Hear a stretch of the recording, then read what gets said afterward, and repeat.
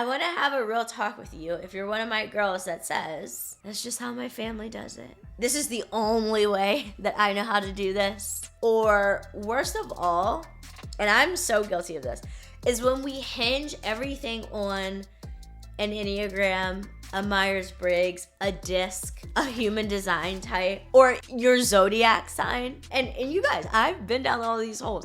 And when you do that, it's so easy to be defined by things that aren't even you. Like, that might not even be who you're supposed to be. Hey bestie, welcome back to the Own Your Era podcast. It's your girl Yolanda. Today is Sunday that I'm recording this, but it'll be Monday that you're listening to this, or maybe another day. And I can almost let a huge secret out. I can keep other people's secrets, but my secrets are just things that I'm doing, trying, exploring.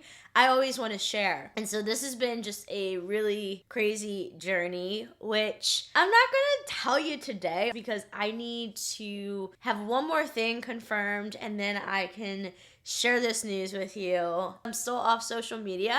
Today was my third full weekend not on social.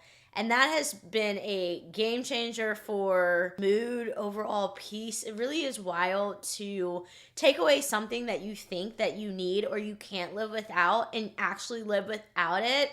And girl, you can do it. I feel like I might sound a little bit under the weather. When I ran and it was like, I don't know, it might have been like 35 degrees, something crazy. Ever since then, I've been like having this little cough, like a little cracky, itchy throat.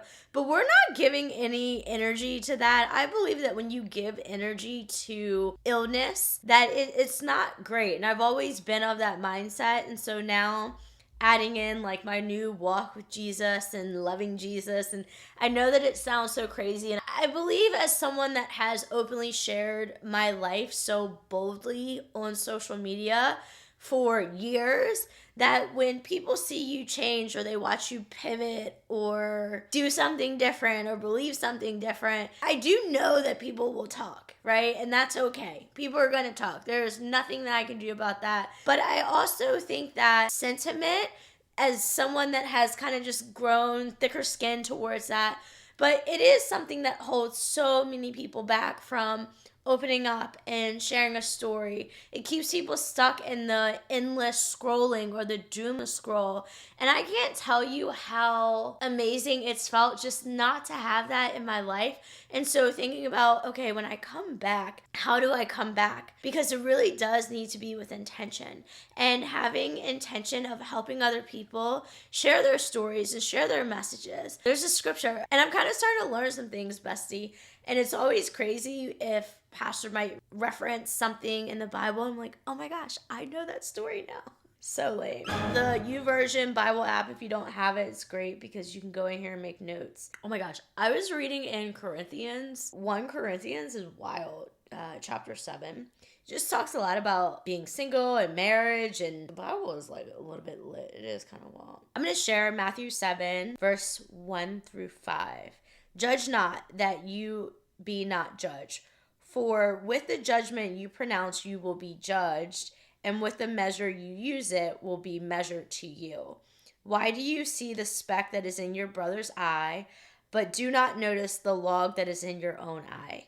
Or how can you say to your brother, let me take the speck out of your eye, when there is a log in your own eye? You hypocrite. First take the log out of your own eye, and then you will see clearly to take the speck out of your brother's eye. And so essentially what that's saying is like, as we're judging other people, we have to just stop and judge ourselves and look at ourselves. Because the way that we judge others is the way that other people are going to judge us. So it really becomes about looking at yourself in the mirror when you are judging other people. I believe this is a natural thing. We are naturally inclined to see people's differences, things that might irritate you, all these things. But it really becomes asking, how do I be a less judgmental person? And becoming more like Jesus.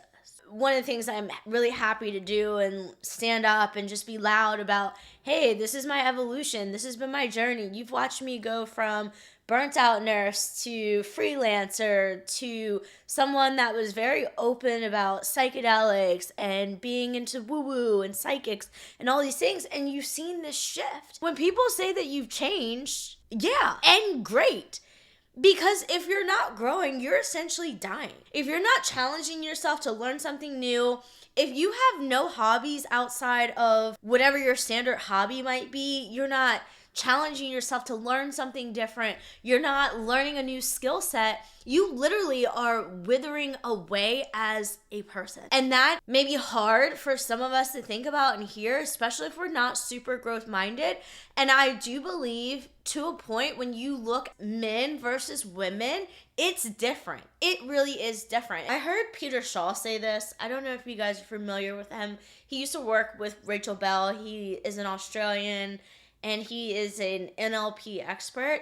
And one of the things that I've held on to this forever, he said, women grow quicker than men. And a man marries a woman. However she presents and comes into that at that time, he's good with it. He's fine if she never changes.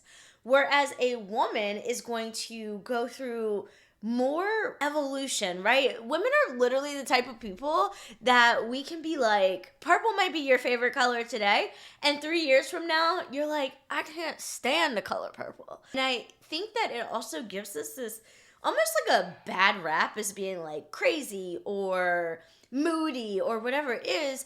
And not for nothing, we literally have a cycle that has 4 different phases every single month.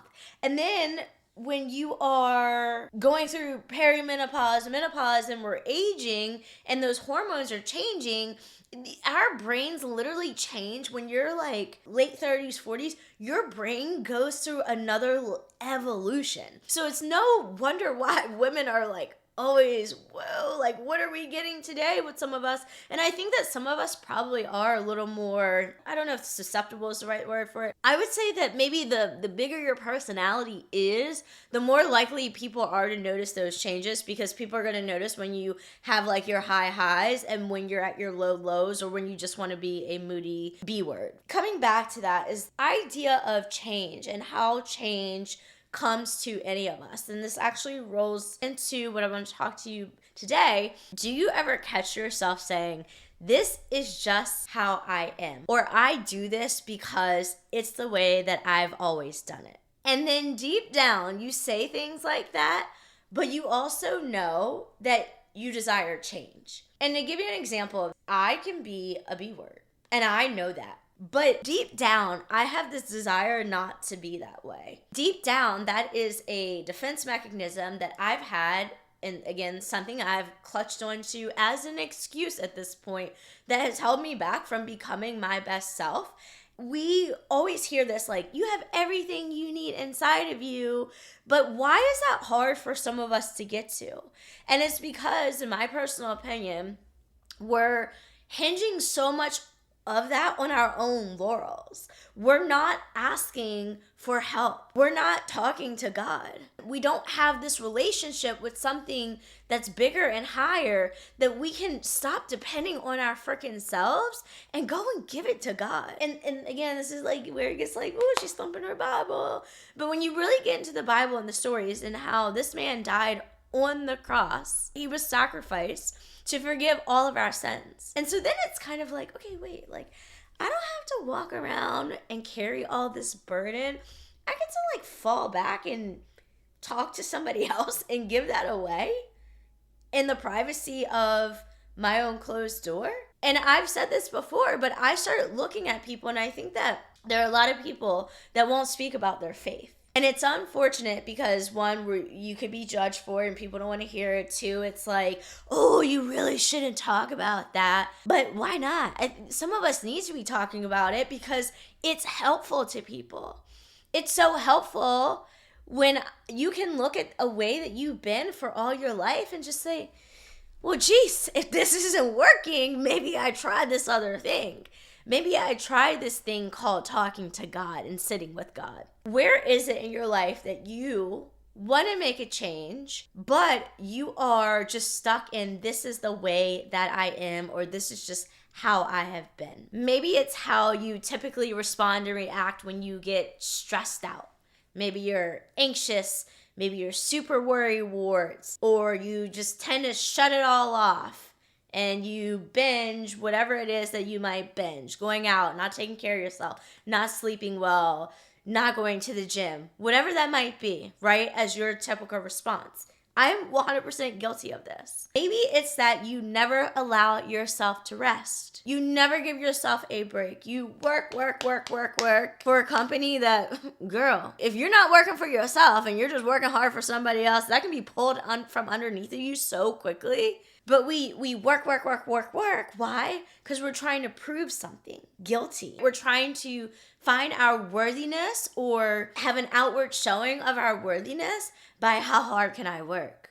Guilty. But maybe that's how you've convinced yourself that you are. It's just, the more that I work, the more valuable I am. Like, ew, girl, no. Yuck. Like, maybe it's the way that you self-sacrifice yourself to utter extreme exhaustion, burnout, and that is the badge that you wear. And if you're a mom, I'm not talking to you because cannot relate. But if you're one of my girls, you're 20-somethings, 30s, 40s, 50s without a child, but you're always tired because you're overworking yourself or you're overextending yourself and saying yes to everything because that's just what you do. And maybe that's what you saw your mom do and you saw your grandmother do. Guilty. And guess what? It does not have to be that way. I want to have a real talk with you if you're one of my girls that says, that's just how my family does it. This is the only way that I know how to do this. Or worst of all, and I'm so guilty of this, is when we hinge everything on an Enneagram, a Myers-Briggs, a disc, a human design type, or your zodiac sign. And you guys, I've been down all these holes. My mom just does it this way. My dad's always done it this way. And when you do that, it's so easy to be defined by things that aren't even you. Like, that might not even be who you're supposed to be. Because when you think that we all have, again, might be hard for some of you guys to get into, but even like if the universe works for you or you believe in God, and it's that we have that spirit within us that can be accessed at any time, and it's always there for us, but you might feel really far away from it right now because you're confused and you don't know how to talk, you don't know how to spark it. The one thing I can tell you, he's always there. That has been something like really to sit with. He's always there. He's just waiting for you to open your mouth and be like, hey, and to call on him and ask him the question. And one of the things that I've noticed that as I've been praying, I talk with God instead of asking God. Asking not for what I need, but who does he need me to become? Again, it's taking away this self that you have to be the one to figure it all out. And you have to be the one to go to the next self-development thing. And it's like, girl, please just sit down and get quiet. And that's legitimately all you actually have to do. Because when we get quiet in that, it's where we hear stuff. When we unplug, it's where we start thinking and we have like insane clarity. It's when we eliminate the drugs and the alcohol that we're maybe using to secretly numb. And I know that many of us have a crappy relationship with this, myself included. I've been there. And I've also been somewhere where I've taken alcohol out of my life for almost a 2-year period of time. It's been 8 weeks. I haven't hit a vape in 100 days, I think. Oh, am I finally at 100 days? Oh, 99. Oh, tomorrow will be 100 days. And there's no way that I'm hitting a vape anytime soon. But it's when we take these things out that I call that thing my electronic pacifier. It was a soother. Think about the things that you use to soothe and start going to God instead, or the universe, whatever it is that you believe in, and start soothing that way. Because I guarantee you will make a huge difference. When I look at myself even, I look different. Someone actually mentioned that I sound different. I know I might sound a little different on the podcast today. It's the way that I speak, right? It's a little bit different because I'm no longer in this, I'm just my unfiltered self. It's being in this, well, who does God want me to be? And so I want you to ask and think to yourself, well, who does God want you to be? Who is he calling you to be? And he may be calling you to be this wild, unfiltered person. But I can look at that now at this point, say that wild, unfiltered, when I was so self-centered in myself and not centered in my creator. And that really is like the big shift. And it's not perfect. We're human. But it's this in the intentionality of sitting and being like, I have a little framework that I'm eventually going to share with you. But having this is the way that I do it. And I do this every day. And every day that I show up, even on the days when I don't want to, I can't help but to say, I do feel differently. The last few days going on Ralphie's walks, I'm just so glued to my phone. Social media is so great. And you take that away from yourself.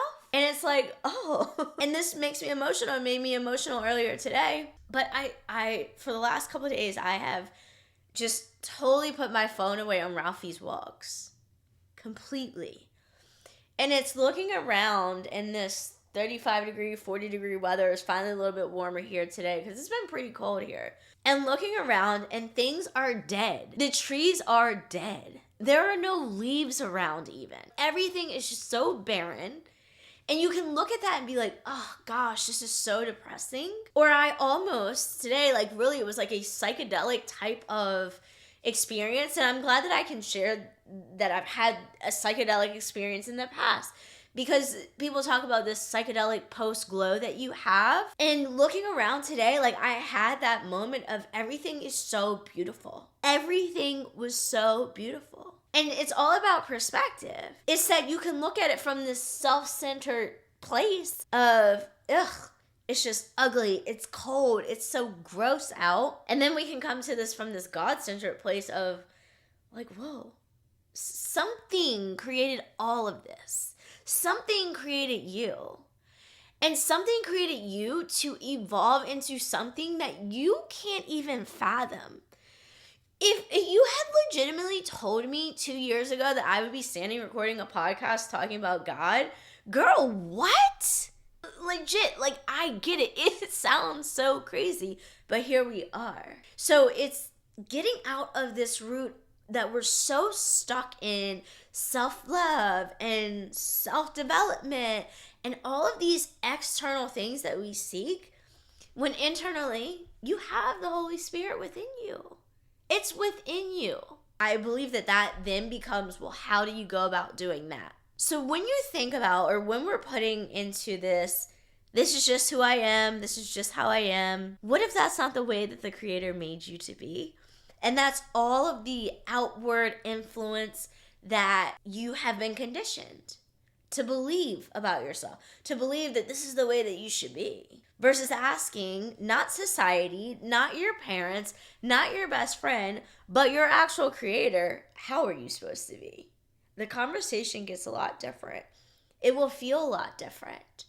And I want to encourage you to think about, I'm starting to really watch how I use words, but I want to encourage you to think about, you most likely are not here on this earth to do what your parents did or your grandparents did just because they did it. You're not meant to be a carbon copy of passed down generational patterns. Now, some of us have really heavy lifting to do when it comes to this stuff. Because if I look at my immediate family, like my mother's side, because that's really all I know, my aunt and uncle at one point had a stint where they were going to church and I didn't understand it, and that goes back to judging. Look at the speck do you not see the speck that's within your own eye? But when I look at everyone else, no one's talking about God. No one's really sharing faith. No one is regularly going to church. That's all fine and great. But if I were to say, well, this is just like what my family does, I wouldn't be where I am now. And so if you're doing that, or you're hinging parts of your life on a personality test, on a human design, all these things. Girl, God is the one that created the stars in the universe. But we're giving things to the universe. It kind of just doesn't make sense. I also want to encourage you that you are absolutely here to evolve. You are supposed to grow and change. Is it going to be uncomfortable? Absolutely. But you know what is more uncomfortable is staying the same. But we convince ourselves, well, this is just okay. This is just what I'm going to do. You've been in your job for however long and you actually don't love it. It's no longer challenging you. But we get really complacent. We get so complacent and we're scared to take a leap. And I can guarantee you at some point, either you're going to make decisions or those decisions are going to be made for you. And legitimately, I just went through that a month ago and still got to figure that out. And I'm like, a little nervous Nelly, but that anxiety is going to do me no good. It's not going to be great for me to sit here and be anxious. It's going to be better for me to sit here and take action. Because what is worrying going to do? Not drive me to take any action. And again, when we think about who created the stars and the universe and all these things, that same creator created you uniquely, you. No other person like you. Can you maybe resemble someone else, or when somebody hears your name, they think about someone, or, hey, you remind me of so-and-so. Okay, that's great and all. And also, you are uniquely created. And that is so empowering, like, to know that something has loved you enough to create you so differently from somebody else. And so instead of like blending in, it could be really easy for me just to blend in and be like so many people that you see that are vibrant in life and all these things, and you wonder, how do they get there? Maybe they're trying to sell you on a course of how they got where they are. Maybe they're going to church in secret and not sharing that. And it's okay. People don't need to share everything about themselves. But I just want to say that we're looking at a lot of people and we're comparing ourselves to so many people, and you don't know their lives. You don't know my life. I share a lot, but there's also a lot that I don't share. And so I just want you to get out of this. This is how I am. This is just the way I am. I can't change. And lean into, oh my gosh, how amazing is it that I was so uniquely created? And when you were created, it was not on accident. It was not, let me copy and paste and make her the same as everybody else. It was, let me make her her. And you will be so empowered when you find your creator or whatever you believe in. But you find something that you deeply, deeply believe in, and you can start talking and communicating and giving all your stuff. I like barely even say cuss words. Like now when I catch myself cussing, it's like, for what? For what? Does it really serve? I don't know. But it honestly, there have been times where I have tried to censor myself. I don't feel like I'm censoring myself. I feel that I am becoming my better self. And in my better self is a very effective communicator that can get the point across without like, so, just, and I actually use and as a filler word a lot, but also cuss words, fillers. Again, for what? It's not totally necessary. But when we look at that, that was self-centered space, Yolanda, and this is more, hey God, how can I make you happy? How can I be here, not asking you what my purpose is, but how can I be here fulfilling the purpose that you gave me? That literally was gifted to me. This is a different mindset. But again, you as well were gifted something so unique and with a purpose that's beyond, this is how my mom is. This is how my dad is. I do this because my parents do that. No. You don't have to be stuck in these old patterns. You certainly are not bound by your family history. You may be the first person in your family to be an entrepreneur. Go do that, please. If you're being called to it, go do it. And we always hear, like, the things that are in your heart are there for a reason. Stop ignoring it. When we are ignoring the call on our heart, we are disobeying our Creator. And He forgives, which is amazing. But wouldn't life be a bit easier if we just started going towards what we're meant to go toward, and we stop resisting, and we allow ourselves to be judged, we allow people to see us change and evolve and grow, because his wisdom over people's opinions, and especially over people's opinions that aren't even doing the thing that you want to do. Why are you going to someone and asking them what you should do about your social media, and they don't even post on social media? They don't put themselves out there. They don't share. They don't inspire. They don't show up to encourage other people. Why does their opinion matter? And you surely do not have to be stuck on a personality test. I have always had this mission statement that was to empower women, embrace living a life that was real, raw, and free AF. And I tattooed it. And that's fine. It's cool. But it aligns, but it doesn't align. And in one of the words that really doesn't align is empowering. Because I don't empower anyone. We're empowered by our Creator. And through that empowerment that I receive, then I can go out and be an encourager, right? Of the person that's given me the empowerment. Does that make sense? Wrap your mind around that? But I'm telling you that because you were created to walk in freedom. And this is in the Bible.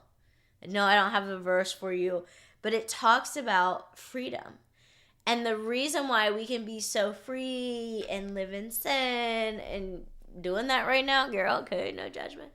But that we can be in sin is because Jesus literally gave his life for us to be here on earth, not be perfect people, be perfectly imperfect people in pursuit of a perfect God, and to live in alignment with who you're called to be. And if you don't know who that is, it's time for you to start asking who that person is. And I can't tell you that I know, even for myself, like, this is exactly who I'm supposed to show up and be.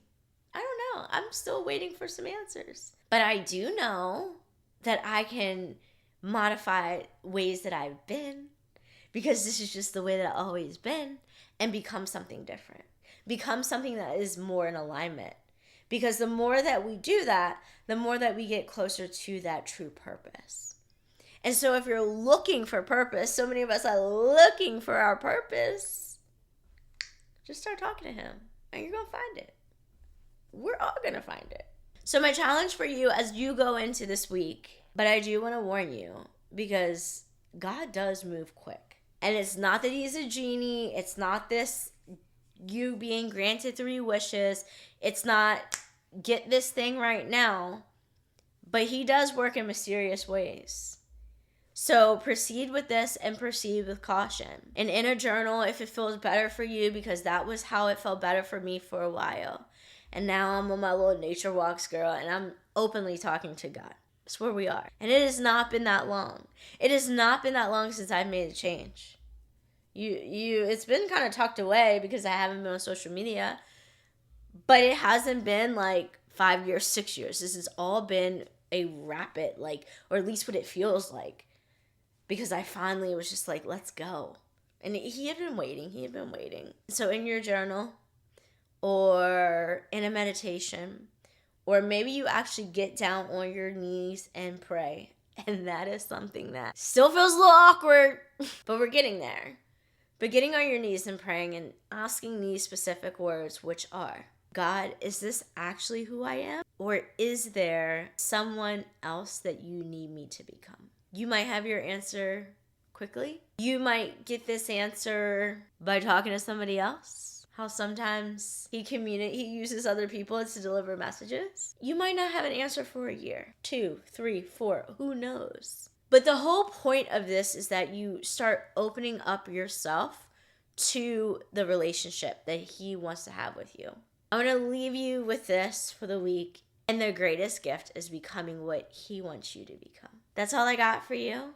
I hope that you have a great week. I hope that this finds you well. I will drop a link in the show notes for you to get on my email list, because I have been very faithfully sending out little love notes every week. And I actually have really appreciated being able to communicate through words, being able to communicate with people through YouTube and the podcast, and my life not being hinged on an Instagram DM. There is so much freedom in that. I love you so much. I hope it speaks to at least one of you of this. Please start opening up your mouth and talking to him. And most importantly, if there's something he's put on your heart, start obeying that call. I love you so much. I'll see you next week.